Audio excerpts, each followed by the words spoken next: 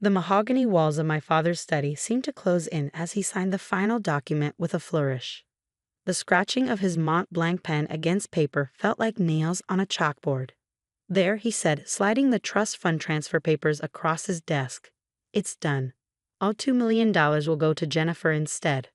My name is Emma Chen, and at 28, I was being written off by my family for the last time.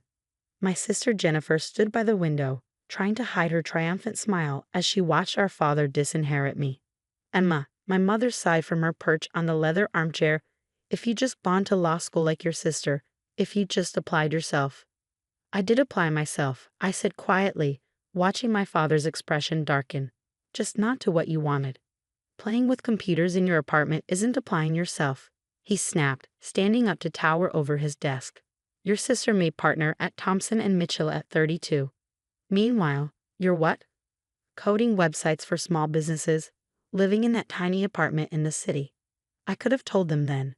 Could have explained that what they saw as playing with computers was actually the development of an AI-driven financial technology platform that was about to revolutionize global markets. Could have mentioned the Series B funding meeting I had next week with venture capitalists who'd already valued my company at $300 million. But I didn't. I learned long ago that my family only saw what they wanted to see. You're right, I said instead, standing up. I'm clearly a disappointment. Jennifer deserves the money more than I do. Jennifer shifted uncomfortably by the window. For a moment, I caught a glimpse of the sister I used to know, the one who'd shared ice cream with me after bad days at school, who'd helped me with my math homework before our parents' expectations had driven a wedge between us. Emma, she started, but I held up a hand. It's fine, Jen, really. Congratulations on making partner. You've earned this. As I walked toward the door, my mother called after me. Will you at least join us for dinner? Your father's reserved a table at Le Bernardin to celebrate Jennifer's promotion. I turned back one last time, taking in the scene. My father's disapproving frown, my mother's practiced worry, Jennifer's mix of triumph and guilt. The study walls were lined with law degrees and bar association awards. Not a single photo of me or my accomplishments in sight. I have a meeting, I said, but enjoy dinner. The drive back to the city gave me time to think. The trust fund had never been about the money. I had more than enough of my own now. It was about what it represented. My parents had set up identical trusts for Jennifer and me when we were born, meant to be released on our 33rd birthdays. But a clause allowed them to redirect the funds if they felt one of us was failing to live up to the family standards. My phone buzzed with a text from Maya, my CTO. VCs moved the meeting up to tomorrow. You ready? I smiled, thinking about the presentation we prepared. More than ready, I typed back. Time to change the game. When I reached my apartment, the tiny space my father had sneered at, I kicked off my heels and walked straight to my home office. The wall-mounted screens displayed real-time data from our AI system's latest test run. Numbers scrolled past, each one representing another successful prediction, another validation of what we built. The playing with computers my father dismissed had led to the creation of ATGNA, adaptive trading heuristics and enhanced neural analytics, an AI system that could predict market movements with unprecedented accuracy, processing millions of data points to identify patterns human traders could never spot. My phone buzzed again. This time it was Jennifer. I'm sorry about Dad, her text read. You know how he gets. The trust fund doesn't matter anyway, right? You're doing fine with your computer stuff.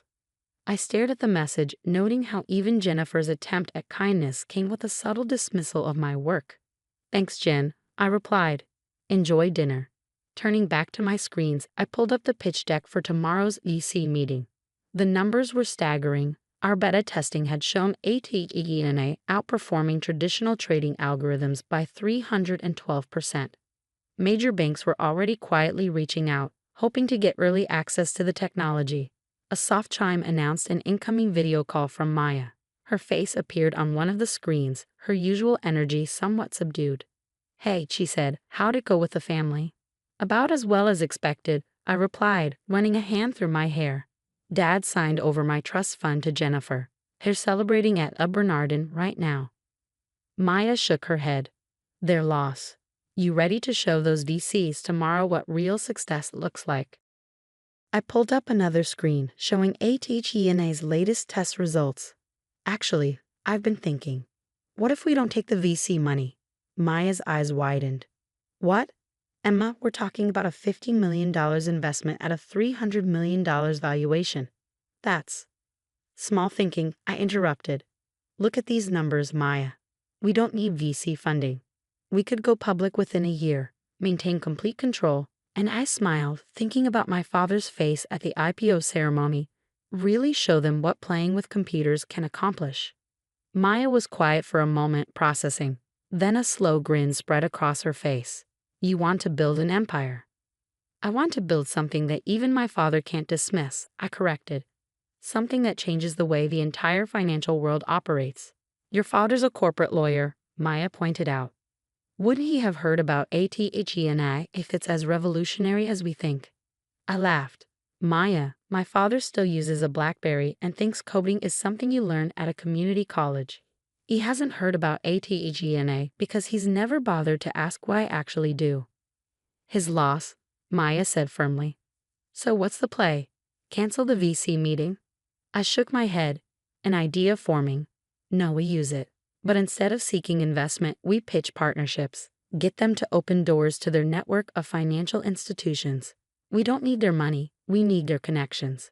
6 months after being disinherited, I stood in our new office space in downtown Manhattan, watching our team of engineers work on ATENA's final testing phase.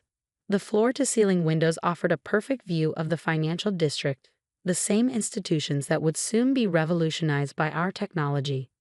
Emma, Maya called from her workstation, you need to see this. I walked over, coffee in hand, to look at her screen. The latest simulation results were beyond even our most optimistic projections. Athena wasn't just predicting market movements, it was identifying market-moving events before they happened. Is this accurate? I asked, leaning closer to study the data. Maya nodded, her eyes bright with excitement. Triple verified. The AI spotted patterns in social media, news articles, and trading behavior that predicted the Morgan Stanley merger announcement 3 days before it happened. If this had been real trading instead of a simulation, we would have made billions, I finished. Have you shown this to the compliance team? That's the best part, she said, pulling up another screen. Everything's completely legal. Athena isn't using insider information. It's just better at connecting publicly available data points than any human could ever be. My phone buzzed. A text from Jennifer. Hey sis, haven't heard from you in months. Parents are worried.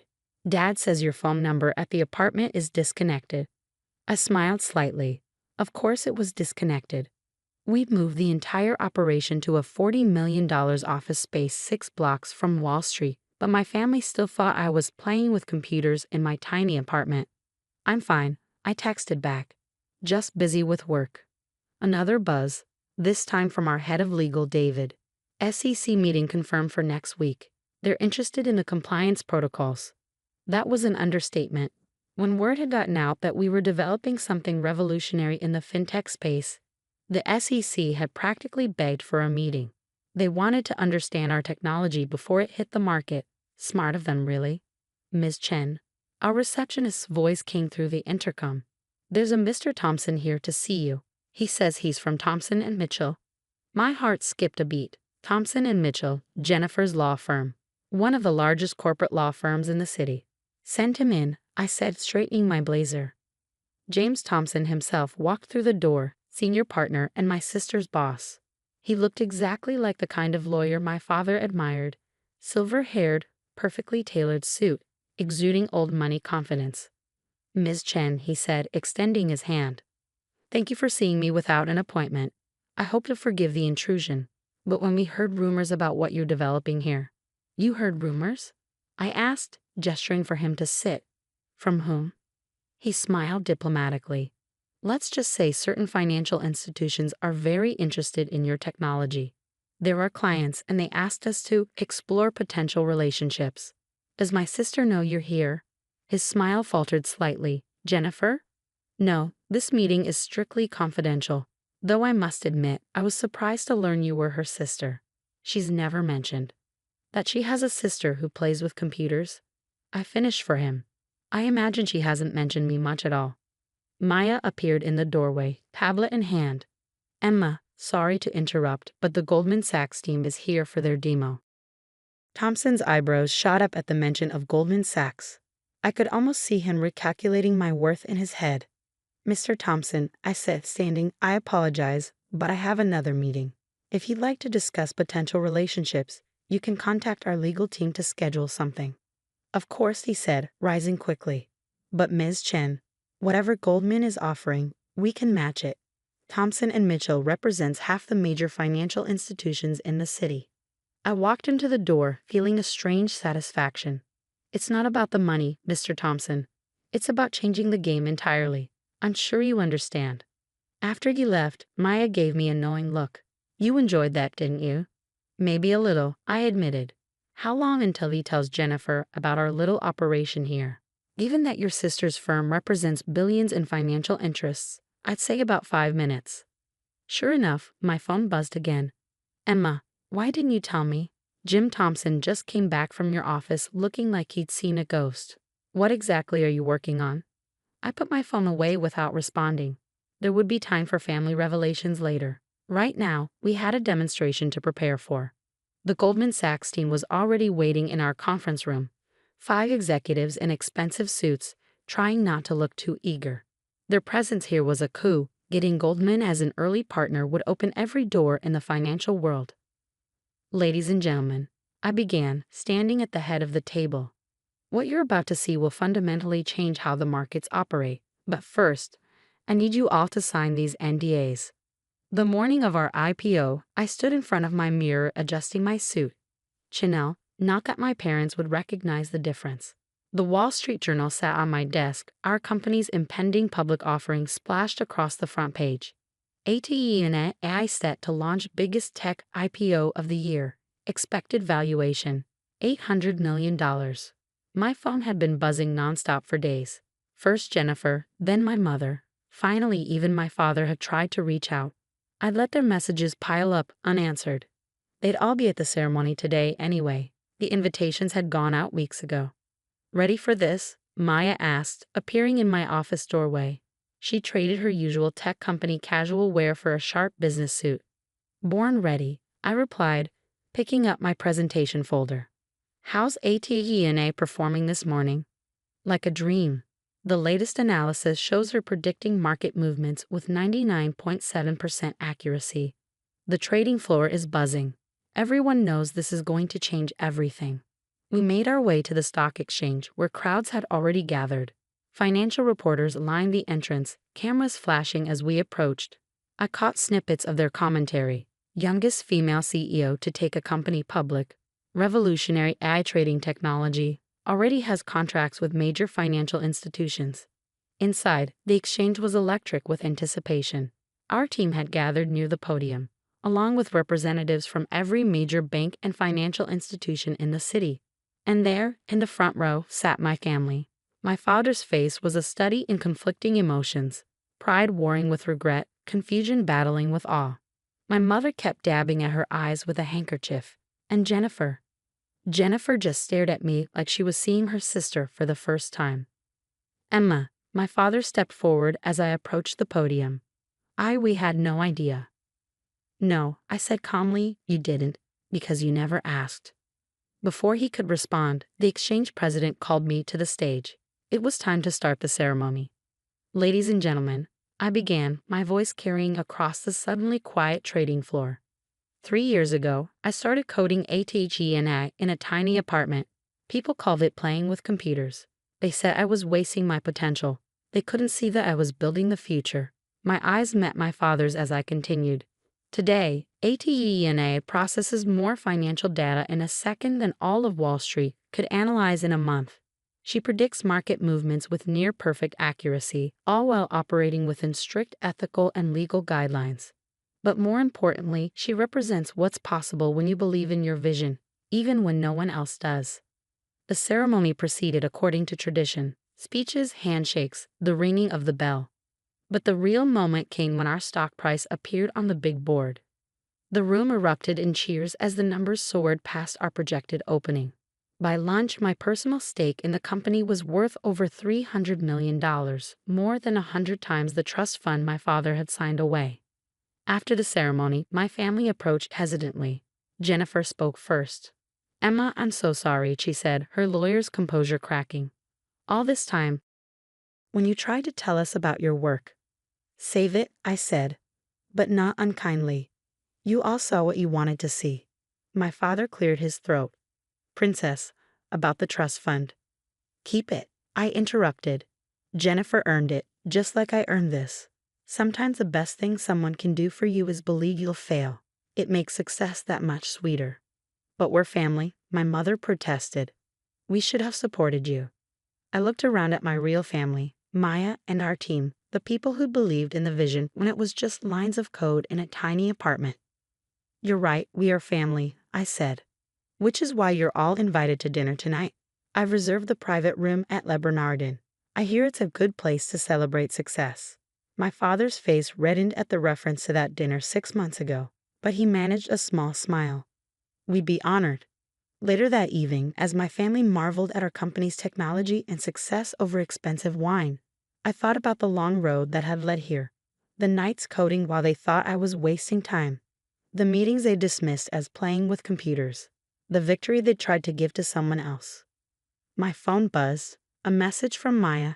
"Stock closed at double our projected value. You're officially a billionaire." I smiled, watching my father try to explain to his country club friends how his disappointing daughter had built an empire right under his nose. Success, I'd learned, wasn't about proving them wrong. It was about proving myself right. "Emma," Jennifer said, pulling me aside, "I need to tell you something. After Jim Thompson came back from your office that day, I looked up everything I could find about ATG&A. I started buying stock in every company that showed interest in your technology.